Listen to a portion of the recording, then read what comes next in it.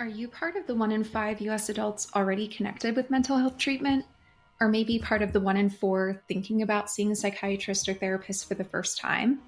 I'm going to walk you through the 5 basic levels or intensities of mental health treatment and what some of the factors might be to choose one versus another. The lowest level that we have, or the least intense, is outpatient treatment. So this could be outpatient therapy, and that could be once or twice a week, up to maybe like once a month. And sometimes it's supportive talk therapy. Sometimes there are certain skill-based therapies like CBT or cognitive behavioral therapy, DBT, which is dialectical behavioral therapy. There's different trauma-focused therapies like EMDR, and people with so many different perspectives, types of training and preparation. So really just such a wide variety. And this is best for people who generally are living their day-to-day lives, taking care of everything they need to, but get the sense that things could be a little bit better, that maybe some of their mental health stuff or their childhood is impacting their relationships, how they're doing and functioning at school or in their jobs, or just getting a generally better peace of mind.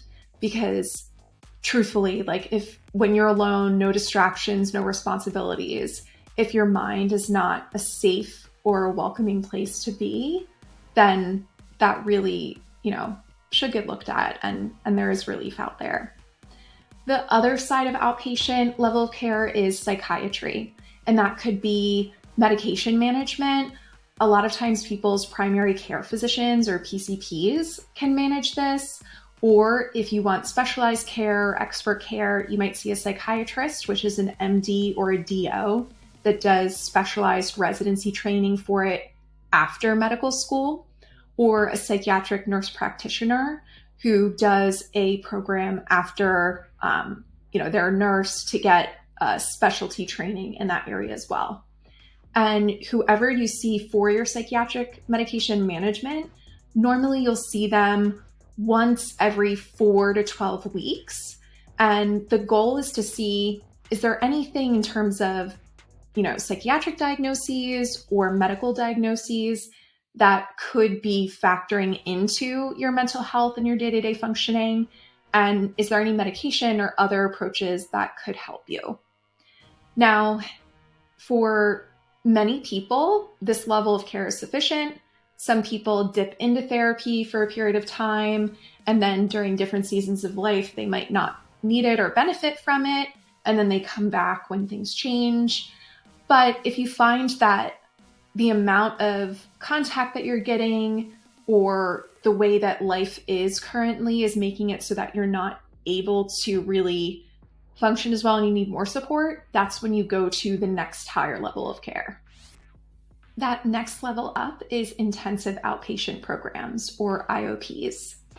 Now, whereas you might see your psychiatrist once a month and your therapist once a week, but if that doesn't feel enough, like you need more support, you might consider doing an IOP. Now, these typically meet anywhere from 3 to 5 times a week, 2-ish hours a day, and can be scheduled where it's during the daytime. Some programs offer evening hours so that you can, go to school, go to work, do other things that you have to do at the same time. They oftentimes will have kind of, just general topics, but there are specialty programs out there too that might be focused more on substance use disorders or recovering from trauma or dialectical behavioral therapy based. So you can find programs that are a little bit more fine-tuned, and there is an individual therapy component of it, but there's also group therapy and skill sessions that can really help you build a better skill set, get some insight more frequently, and also have just more contacts in a week if you feel like that would be helpful. Now, many IOP programs offer the option to see either a psychiatrist or a psychiatric nurse practitioner once a week or maybe a couple times during the program. That usually lasts for several weeks. And even if you already have somebody as an outpatient psychiatrist and I do this with my own patients, I do encourage them to talk to that person because it's a fresh set of eyes that can look at, your clinical picture, your symptoms, what's been going on historically, what you've tried, and give you ideas and input about what they think might be beneficial.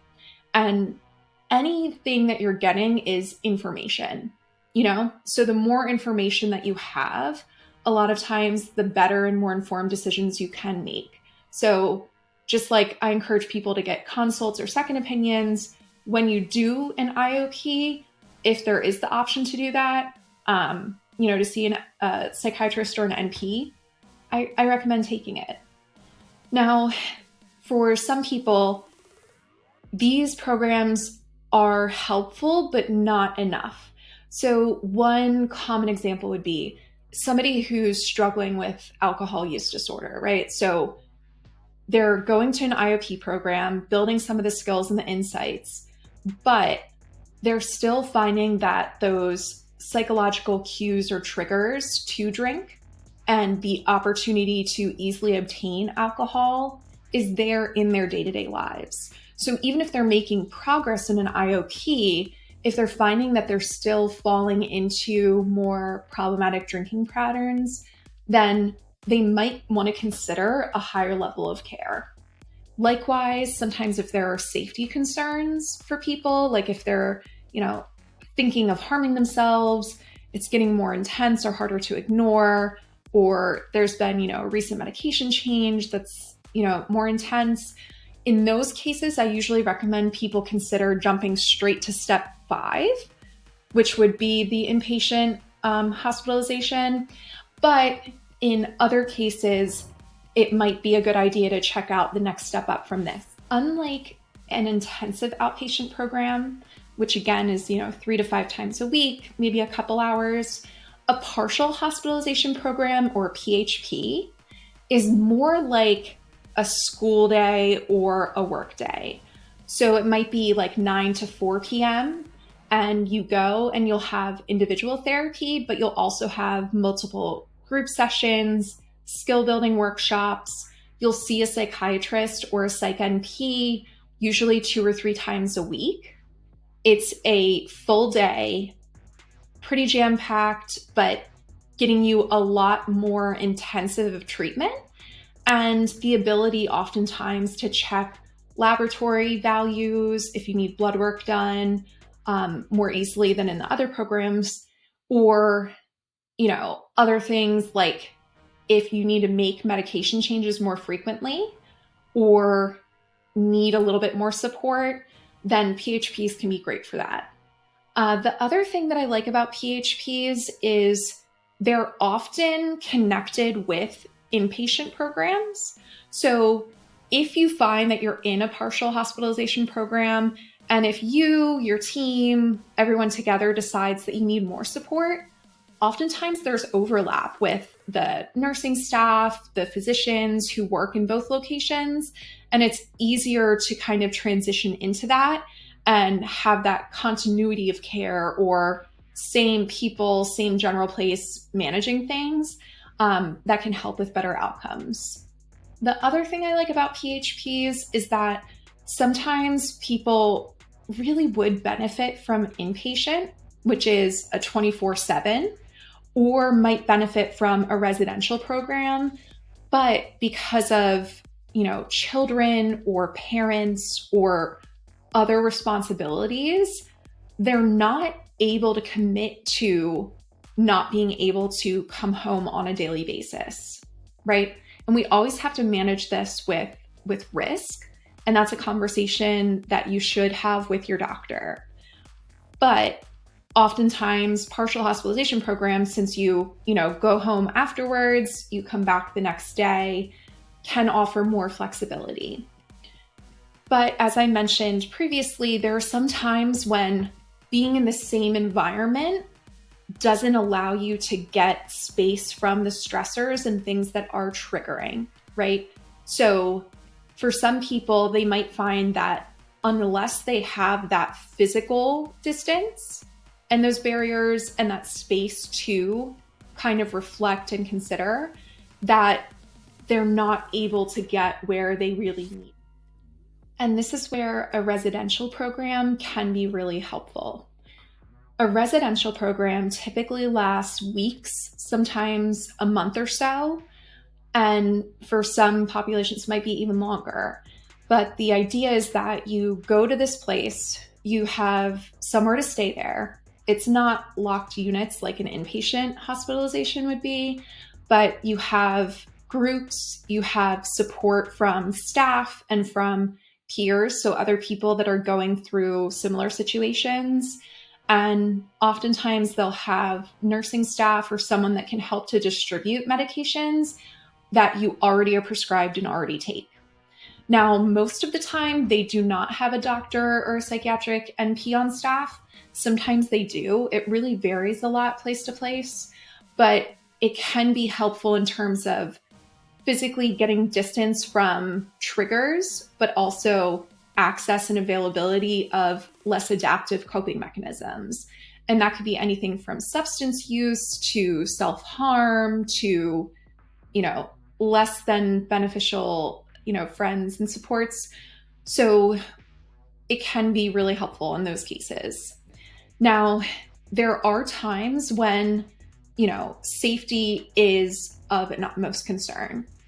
And if you are not able to keep yourself safe, if you're not able to be in a mental space where you can ensure the safety of the people around you, or if your mental health is in such a place that you're no longer able to care for yourself well enough, then you might benefit from going to an inpatient psychiatric hospital. Typically, people have a length of stay between 3 and 10 days, and it's in a psychiatric hospital. It's on a locked unit. It's 24/7, so you don't leave the facility. You would see a doctor or a psych NP on a daily basis. You have nursing staff. You have different types of therapists there running groups and offering support. There's usually caseworkers as well that can help to coordinate different resources in the community. Now, I want to make sure that it's clear that this is our ICU or intensive care unit level of care in psychiatry.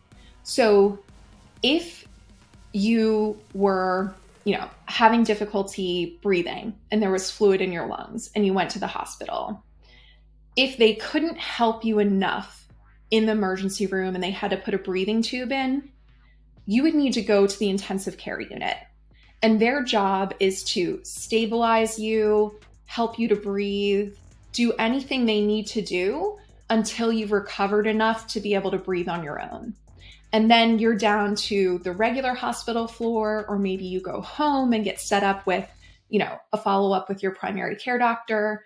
And whenever you meet with those people, that's when you really make your plan for best medication regimen for you to be on, what lifestyle changes you could make to better manage that condition, et cetera, et cetera.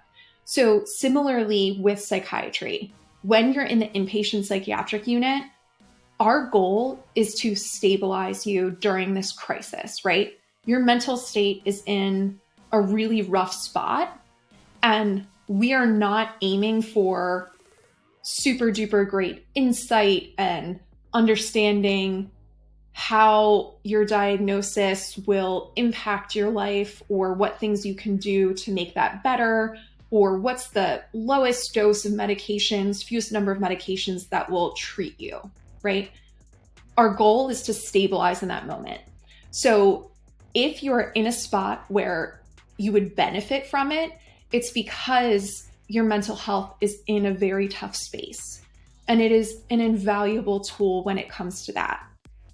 I just want to make sure that people understand that it's very rare that you will get a big insight or breakthrough or anything like that. It's more so to make you feel stable enough to go to the next type of care where you start to incorporate things more into your life, make a plan, build skills, and figure out how to really optimize your mental wellness moving forward. I hope that was helpful in clarifying the different types of mental health care treatment that are out there.